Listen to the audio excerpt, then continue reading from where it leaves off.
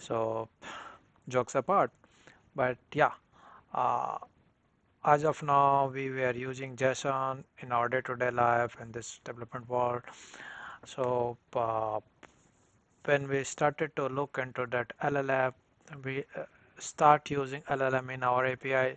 So whatever the data that we get it from the database, we pass it as a context to that LLM so that we can get the response. So when we'll start looking into it, so we already know about that LLM is token hungry, right? So when we pass that token in the form of JSON or some JSON context that we are passing to that LLM, so we see that uh, the token size is very big. So whatever that we are sending, we know that there is a cost on the LLM side. How we can uh, minimize this cost? So then this tool comes into pictures this day, and uh, companies started to utilize this, right? It's a basically token object orientation notations.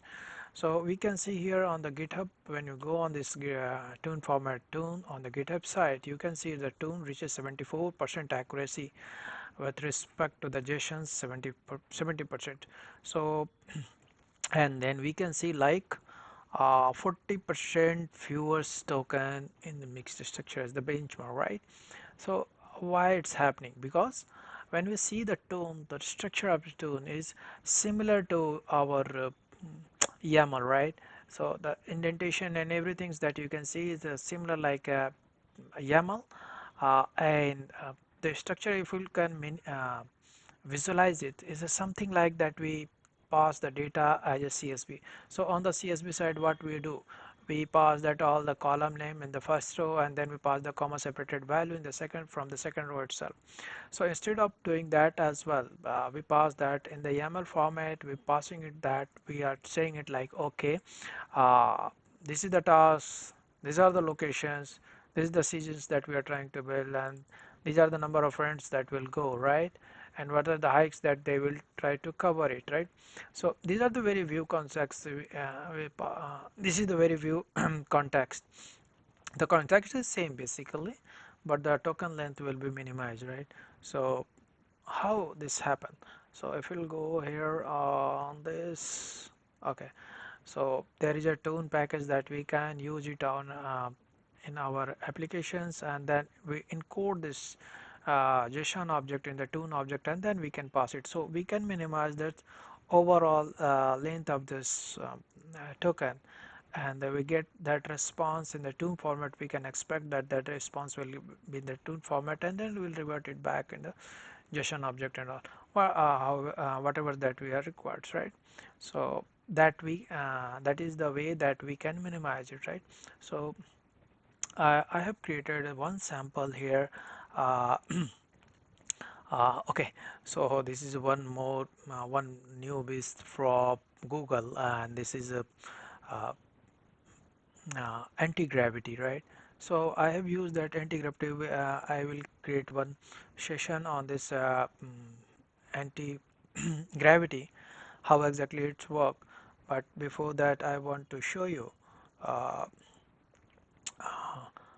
this Toon functionality. So I've created this one. You can see, like, suppose I want to travel, I want to generate, I have generated through all this UI that I have generated it here is through the anti-gravity only, to explain how this Toon is working. So suppose I want to travel for Vietnam, the duration is for 3 days. I have integrated here this OpenAI to give me that response. So what I am doing is I am trying to get that response in the JSON format. So just wait for a couple of seconds and it will generate. Okay, so you can see here the 284 token that we are getting. The prompt length is 115 and the completion token is 169. So overall is 284 token. And this is the format we already aware of this. Destination Vietnam, duration 3 days, itineraries books for every day. What are the activity that we are going to perform? This is the simple approach that I have used it here. So let's move it to the Fortune, and let's generate the itinerary with respect to the Toon itself. So okay, so this time it's a big, right?